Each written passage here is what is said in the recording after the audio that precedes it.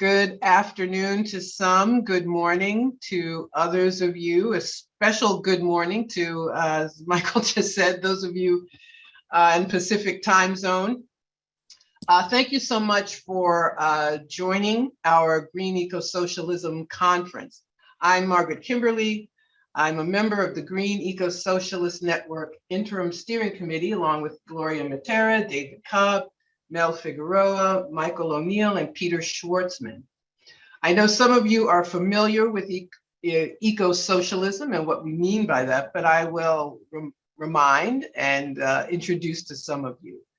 So eco-socialism, when we say that, we're referring to a new economic and social system that we're working to build, based on social ownership, not state ownership of the instruments of production and exchange, production geared to meet human needs, all production decisions made democratically by the workers and affected communities themselves, all major social decisions made democratically by society as a whole, and into patriarchy, racism, imperialism, and all forms of oppression, and top-down power and privilege, and decision-making guided by the need to restore and maintain the health of our natural ecosystem. We believe that capitalism, a system based on private ownership of the instruments of production and exchange and the exploitation of wage labor, is the fundamental cause of poverty, privation, militarism, and war, environmental devastation, and most of the other crises confronting human society today. Capitalism is inherently racist, sexist, divisive, and oppressive in its origins and in its operations. We support the eco-socialism plank that was introduced into the Green Party platform in 2016 and support further identifying and branding the party as the party of eco-socialism.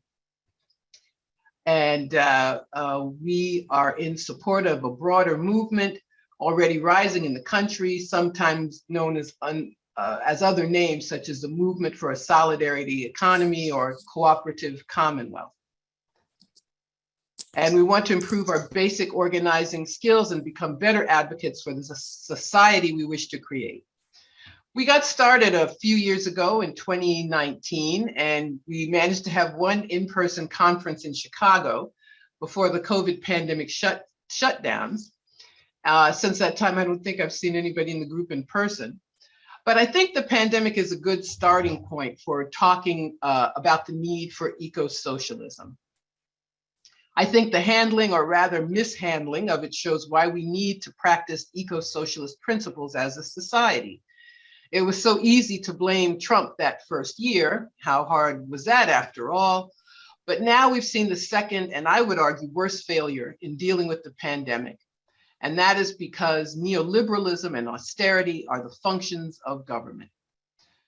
I recently discovered something interesting. The person who is the White House coronavirus response coordinator is a man named Jeff Zients. And I hope I'm pronouncing his name right, Z-I-E-N-T-S. So who is he? Who's Jeff Zients?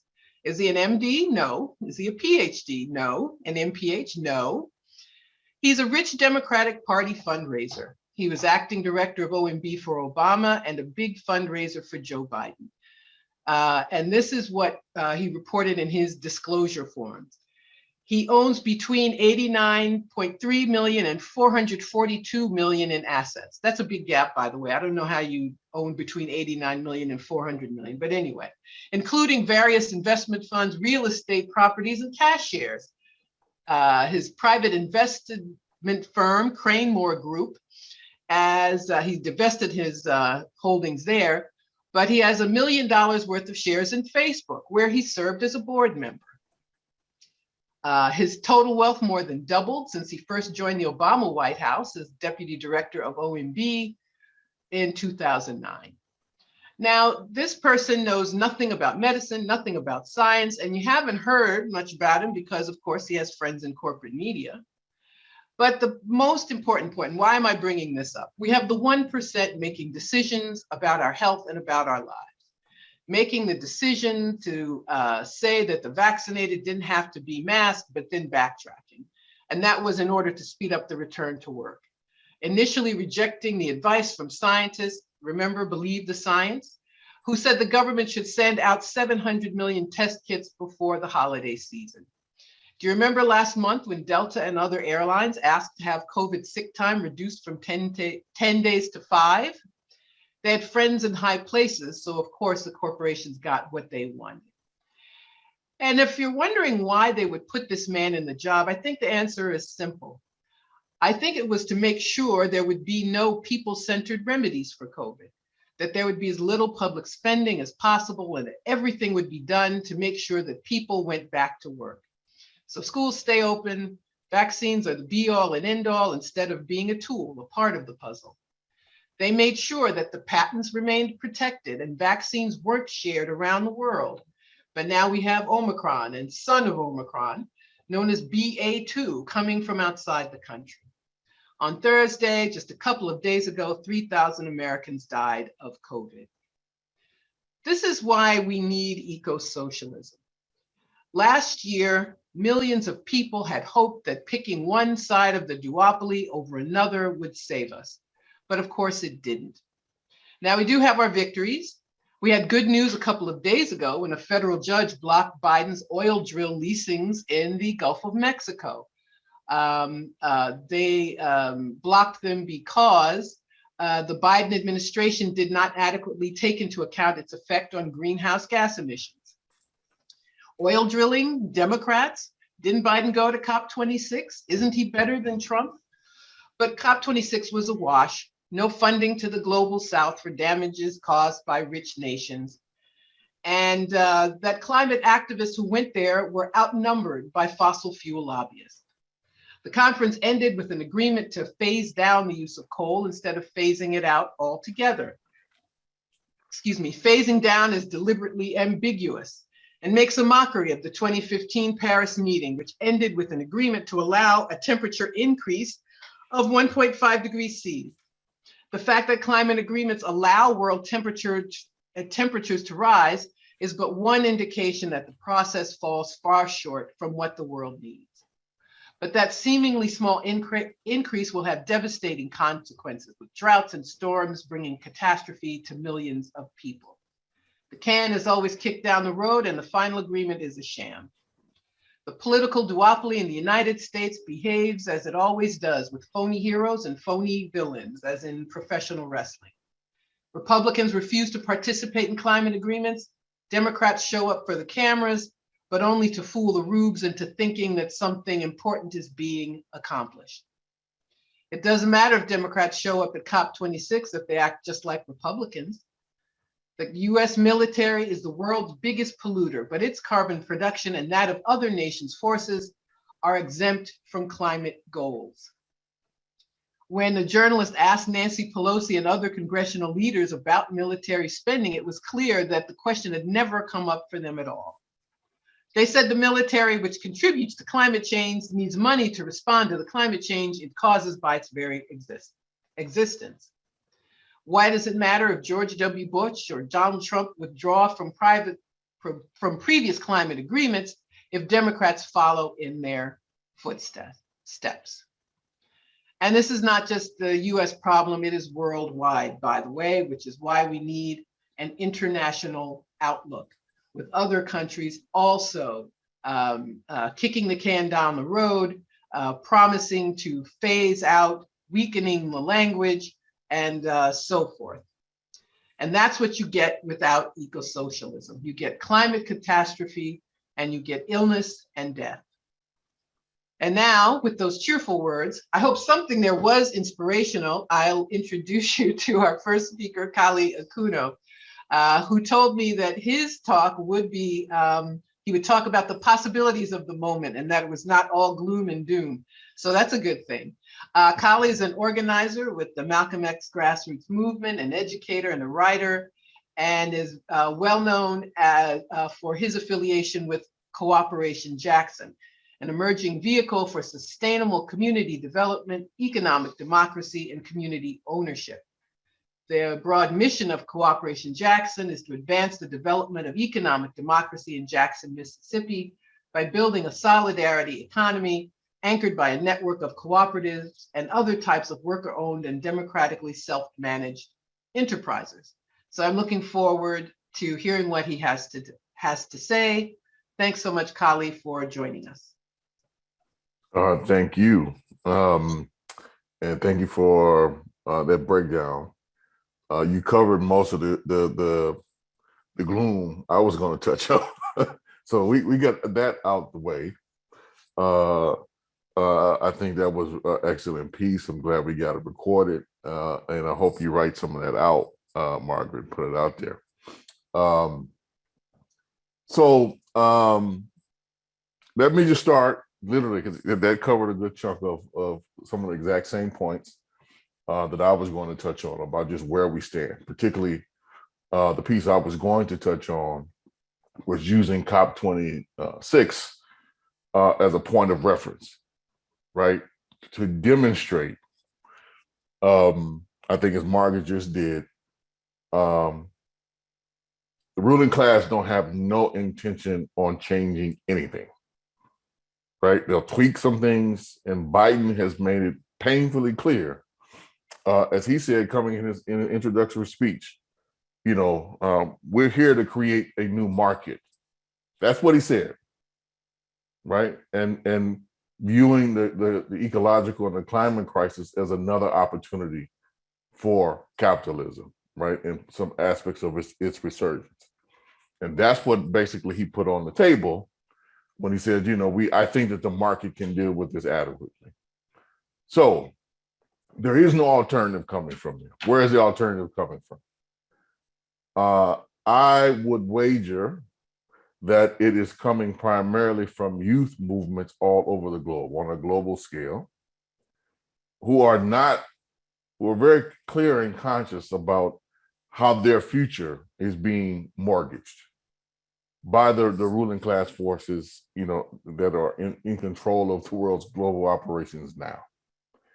And the thing I think we need to look at, that I think where most of the hope is, and then there's a challenge, is by many indications, we, primarily through them, are winning what I would call the cultural war, right? We are winning the argument, like on a mass scale. It is creating polarization and is adding to the polarization on a global scale. It's definitely adding to the polarization here. And right now, the more the better organized force, which is the right, the far right, the neo-fascists and the neo-Confederates, they are using that to their advantage, given the positions that they have gained and that they are seeking to gain and making headway in gaining within the apparatus of the state to kind of lock a number of different things off. But they are losing the battle of ideas amongst the vast majority of people. So there's a major opportunity for us, right, in the middle of this crisis, right, the overall crisis, to take the gains that are being made within the kind of broad cultural war and to translate that into eco-socialist organizing. That is our challenge. I would pose to anybody. That is our challenge. And with everything that you see from global extinction and the Sunrise Movement to elements of movement for Black Lives and Black Lives Matter that are picking up this consciousness, you see the thread growing, you see the power growing. We just don't have the kind of connecting glue that puts it all together. And that is moving an agenda where I think a lot of those forces are limited right now. They're still tied and tethered to the Democratic Party, primarily through the Democratic Party's philanthropic, operations. But many are beginning to see through that. And we have to not only help them see through that, but we have to help them break kind of those bonds of limitation, is what I would call them right now. And I think we are in a prime moment to do that, because some of the things that many people, many of the liberals and many of the Democrats are looking at is kind of like gloom and doom. It's a major opportunity for us, and we just need to look at it in that way, I would argue. And what do I mean by that? If you look at some of the polls for Biden, they don't look good, and they shouldn't look good. I think as Margaret laid out, they don't look good, and they shouldn't look good, because he made promises about the what he's going to do with the climate crisis. reneged on all those very quickly. He made promises about how he was going to fight for healthcare. He basically reneged on those.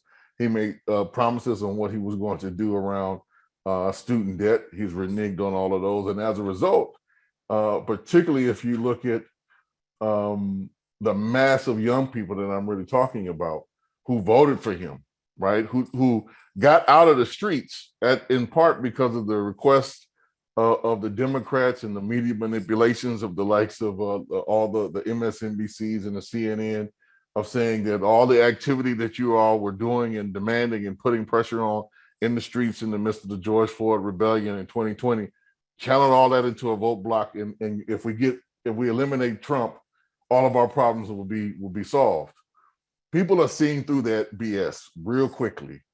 And that is why the numbers have just tanked. It's not just because, clearly, it's not just because, say, the economy is performing bad or that there is inflation or he's running into opposition from Manchin and Sinema, whatever the situation is. People are just seeing through the bullshit and calling it, basically.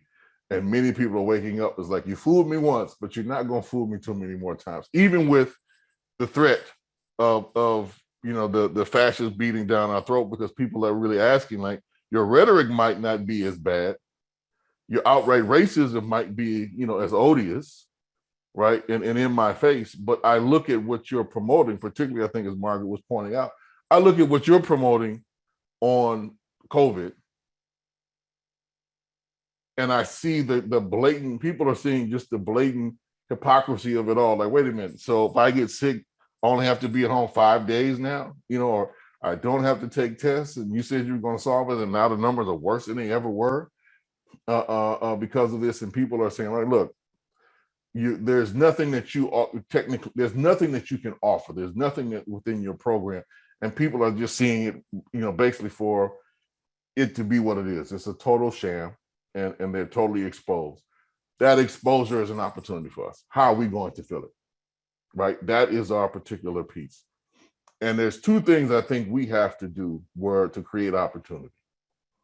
One, we need to really link up and then amplify all of our media and communications to the greatest extent possible, to be able to articulate our voice and not just have it be a tag along to the liberals in their show or come in on their terms.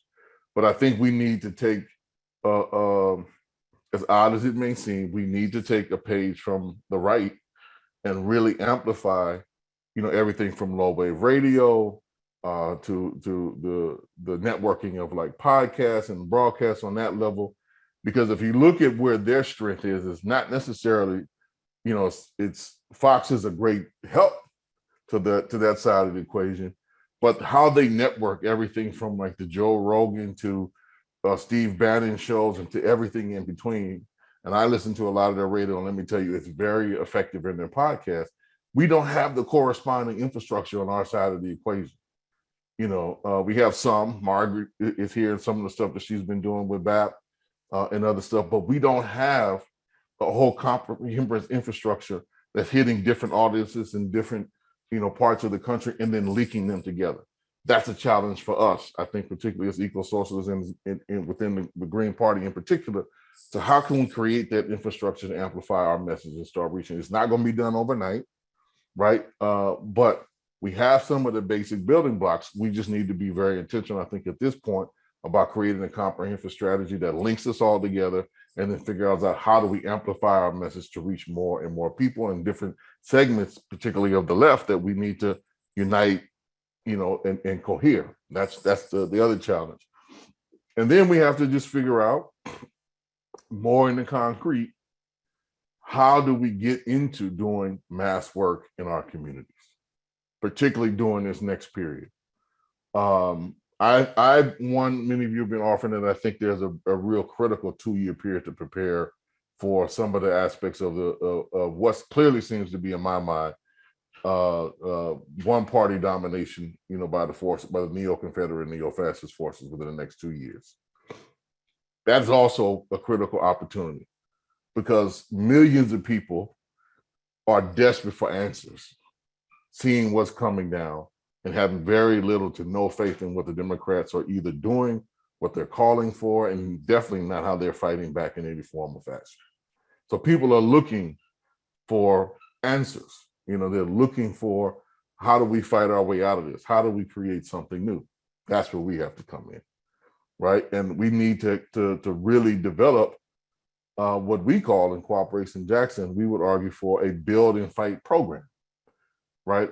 Clearly articulated, that starts on the local level, but has a broader, point of scale, and then a broader kind of international analysis. And what that is, just briefly stated, that I'll put out for all of you to consider. Some of you heard me say elements of this before, but I'll just say it in short form. We call it the build and fight formula, and things that need to build upon each other in a coherent way to create new productive relationships and new relationships of production, reproduction in our society, starting with the basic things that many of us, not all of us, but many of us are connected to and or create in our communities and then control in a democratic fashion. And that is, first of all, starting with very conscious and intentional mutual aid networks, right?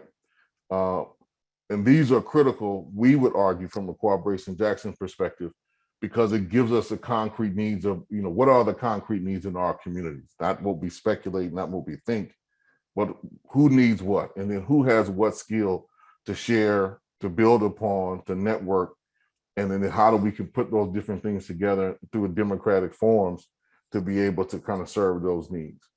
And we always say that in our view, that these things have to be tied to our productive capacity, because a lot of mutual aid, at least how it's framed, here in the United States, and many times, can either borderline on charity, or it's just totally dependent upon things that we buy or are gifted to us, from the regular kind of market relations. And that's why we need to make sure that this work is then connected to the other building block, right? Which is a food sovereignty orientation, starting with what people think of, the small scale things that people are doing in their homes or community gardens. Link that up directly with the mutual solidarity, the mutual aid work is what we would argue, and then figuring out how to grow that to scale through both the skill sharing and decision-making network, to pull that up and then to extend it still in our local communities to meet more of the caloric needs that our people have, right? And it creates new relationships, creates new dynamics, and then weakens some of our dependence upon the market relations that we are all kind of currently embedded within. Then the third thing, as a critical building block,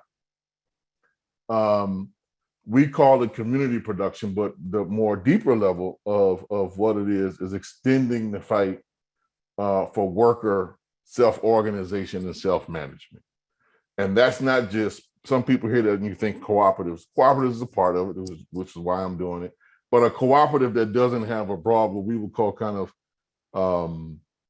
working class orientation, that's looking to organize all the different segments of the class, and this totality, working class, is both limited. And so what this means is, how do we get workers wherever they are to start thinking about democratizing where they are working and then making democratic decisions, right? Ultimately, a move towards controlling the means of production in a comprehensive sense, not just in the kind of a small sense of a co-op here that's on the margin of the fringes, but the organizing the entirely of folks to say, hey, we need to look at this and we need to do it in a different way, one that's going to serve us and our productive needs, so that we begin to make the critical shift of producing for a need, not producing to make commodities or producing fundamentally for a profit.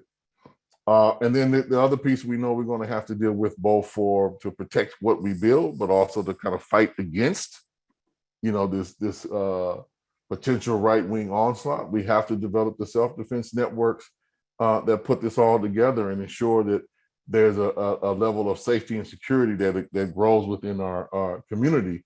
And this is not, people, please don't think of this as many people, when we say this, think of, some kind of armed military move. No, security fundamentally starts with having secure and conscious and deliberate and intentional relationships in your community, and knowing who is there, right, and what their interests are, and being in direct relationship with them to be able to mediate contradictions and to mediate differences, through dialogue as opposed to through violence, and to be able to meet threats of violence with both information and mobilization, to the greatest extent on the peaceful level. This is a critical way about how we're going to have to figure out where I definitely unite and have always been situated. How do we think through an abolitionist society, one where this police and the function of the state in that particular form or fashion is not needed? And that starts with our critical self-organization within this formula. And all these things, I would argue, folks, look, there are millions of people already in the United States involved in some of these activities already in the here and now. Everybody in every community here, I'm sure, knows somebody who's doing some form of say, community garden, right? Everybody knows somebody who's doing mutual aid relief. Everybody knows somebody right now, I think, in everywhere who's doing either some union organizing or workers' union organizing, cooperative organizing.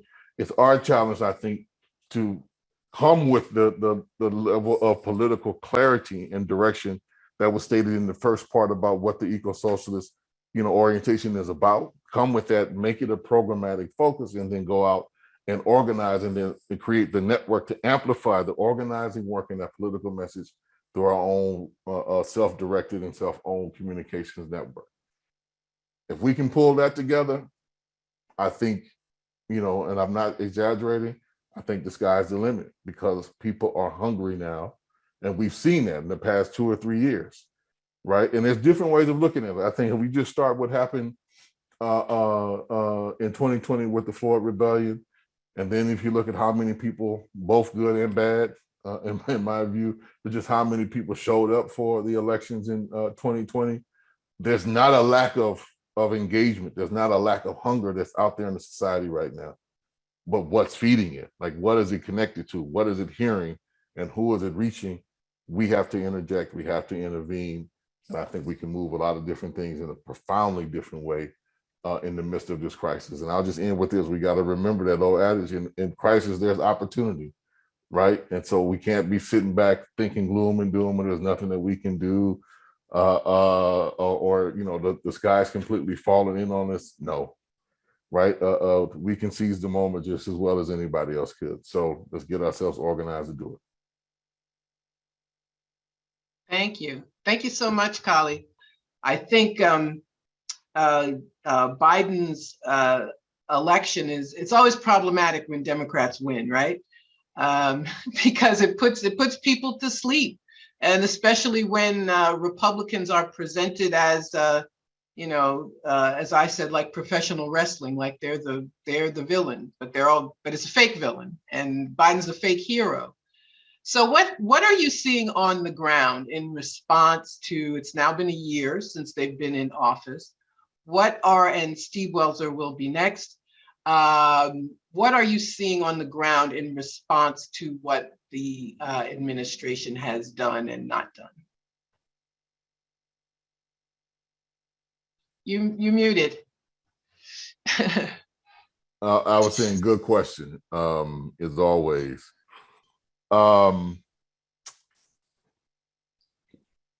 We're seeing a great deal of disaffection with the administration, a profound level of disaffection with the Biden administration.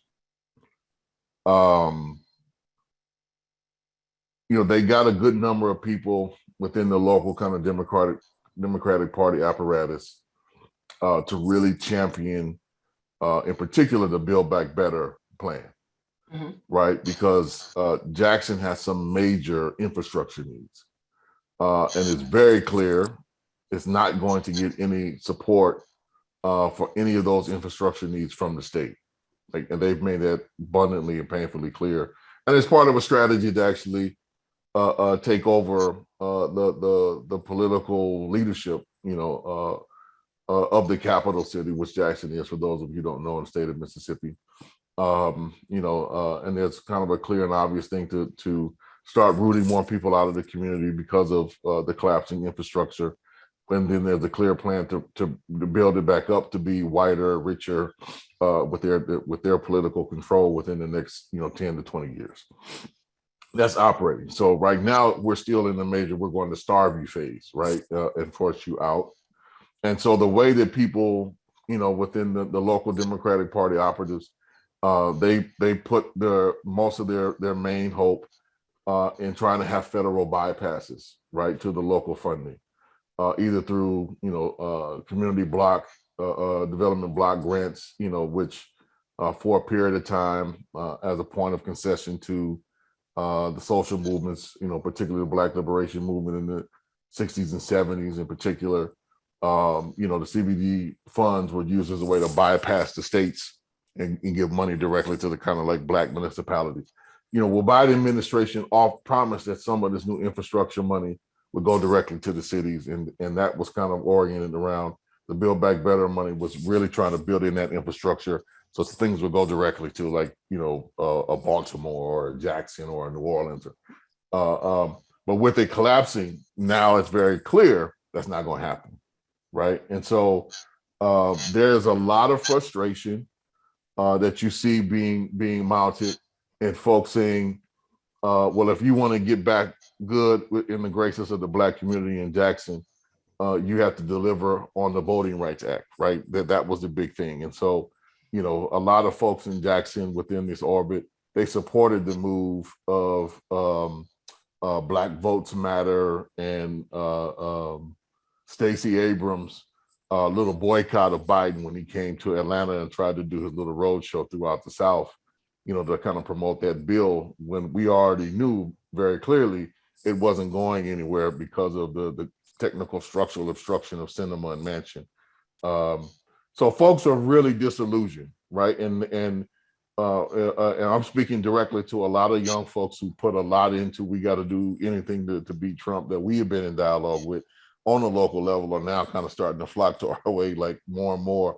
Like, well, what do we do? And it's like, well, we've got a program. We had a program before when you went in that direction, and we kind of warned you not to go in that direction. But we're here with open arms and we're ready to work. Here are the things we need to add some capacity on. So in that sense, we're seeing both the frustration, but being in a position to kind of offer an alternative, we're seeing some kind of profound growth. The limitation that we have is we're still, we live in basically a medical apartheid state where all the safety measures that one should rationally take to deal with a pandemic. Mississippi more quietly than say Florida is about not having mask mandates and politicizing it. On a local level, it's very politicized. It's just not getting the national coverage. So we are still very cautious, and actually just coming out of being ravaged by the Omicron ourselves, our own staff. So we still got to balance kind of this engagement with some of the more indirect in Zoom and kind of organizing measures, which in our context are not as good as a direct person-to-person piece. So that's a structural limitation, but the wave and the motion and the energy, I would say, is clearly coming our way. One of the things I see is kind of coming up with another question. We have to be more intentional, I think, going forward to break that cycle that you just spoke to, Steve. Right? We have to be, I think, much more intentional. I think this go around, in particular, of really having some arguments with comrades that we know are in the kind of progressive nonprofit organizing sector, right? Or what some of them self-describe as kind of the social movement left sector, because they are organizing and reach a critical number of folks. I think right now far more than what the Green Party does, and their bases are often much more receptive than what the leadership are, because the leaderships are tied to the nonprofit funding, the philanthropic capital coming from the Democrats and their operatives. We have to struggle with them, I think, in this next period within this framework that I'm saying, to pursue an alternative. Now, if it just starts with the strategy of, you don't have to make any outward declarations about maybe joining the Green Party, but we do need you to look at the platform, look at the program, and support it, on the local levels where, there are many opportunities to make critical interventions in this way, and then repivot them back. And I say this because there's a good number of forces despite the clear limitations, who are deeply kind of trying to move and deeply embedded in this framework of trying to move a Green New Deal, right? Like through a policy level. But there is the Democrats are not going to very clearly open that up. And so we need to reorient them. And it's going to take struggle. And a lot of them are still going to go with the Democrats. Let's be honest about that, at least in the short term. But they're going to increasingly run into frustrated aspirations and have to start thinking about alternatives if they want to see, in terms of party organizing, community organizing, they're going to have to find some alternatives if they want any of their aspirations realized. So again, another opportunity is going to be a lot of frustrating arguments, many of we've had before, but we're on new ground and new terrain given the current circumstances. And they can either deal with the ongoing blocks or they can create something new. The entry points in different conversations, of course, are different, but the principles and vision, I think, ultimately is the same, right? And it should draw people in from the, if I'm in nursing or I'm in trucking or I'm in, education, thinking about the different sectors of work and where some of these conversations might be had. The points of entry, of course, might be different for all.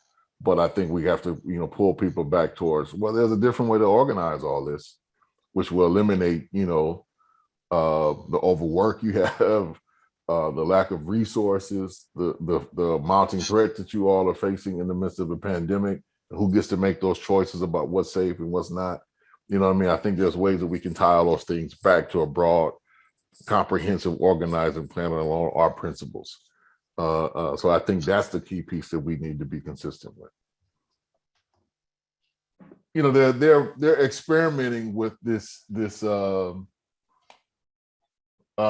weird hybrid of trying to bring back Keynesian, programs, which if you look at, that's what Build Back Better is like some Keynesianism 2.0, and Manchin called him on it. Like, let's be real, Manchin called him on it. It's like, where the money gonna come from, right? Because you're not rooted in a program which is really going to tax the rich. And you saw the little thing that we're going to do a little tax on the tech companies and few things there. Even it wasn't just Manchin and Cinema that jettisoned that. That was jettisoned by the other centrists before it even got to that point. Right. So when they didn't have any clear way of paying for the program into the future, it was very easy to say, this don't make any sense. Now, then in the middle of all that, they funded the largest military budget and didn't ask the question of where that money is going to come from. So, it's all a horse and pony show. Or I like the wrestling analogy that Margaret came up with, being someone who was subject to watching all those crazy WWF shows when I was a kid. So I think, we need to look at that and then move in this way is what I think we should pivot on. The Democrats fundamentally, I would argue, have given up on municipal, county, and state elections, right? Like their primary focus is on Congress and the presidency. And that's been their focus.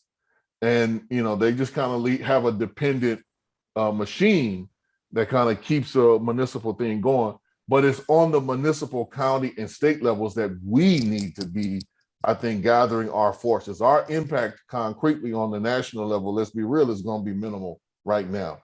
On the level of votes, on the level of messaging, it's another thing, but we need to be clear there, pushing with the greatest clarity, understanding that what their role is to actually appropriate what we, innovate and then water it down, right? So given that dynamic, we need to come with the hardest messages that we can come with so that at least, in the dilution process that we know they're going to do, there's some things of value that could be articulated. So it's not just being opposed. I think we have to do a stronger argument. Opposing, we have to do a stronger job of being the promoter of both generative ideas, regenerative ideas. And we have to figure, that was why I led today with that first component about media. We have to do a better job of that. right? And it's something within our immediate orbit with the existing, kind of media and press networks that we have that we can actually do. Like that is real. It's just who's going to focus on organizing and pulling those threads together. And then another piece I would just hone in on in terms of like, I spoke to one sector of kind of like new forces that I think we need to kind of reach out to, right? And what the limitations are there. But I think an effort definitely needs to be made to kind of moving in this social movement, nonprofit sector and struggling and engaging there. I think also in a lot of our local areas, we need to be doing more work with like the DSA and those set of forces to move them along political lines, particularly around some of the electoral work that we want to do. I think starting on a municipal and like county and statewide level. I think many of them now see both the limitations of kind of the effort of moving the Democrats further to the left, which what they try to infuse. And many of them, I think, are not only looking for new homes, but looking for a vehicle to be able to actually challenge and move their agenda, which is going to happen on the local level first and foremost. And so I think we have a job of repivoting them and reorganizing them in that particular manner before a good number of them either just walk away jaded and frustrated with, again, no viable means within the structure that they have been oriented towards, going towards, that not being able to fulfill any of their aspirations. So again, another opportunity for us and another target, I think, of some forces we should be looking to move. Thank you. Thank you so much. Our hour is up. It went by so fast. Thank you so much, Kali. I just want to say, so it's time for us to move on to our next session.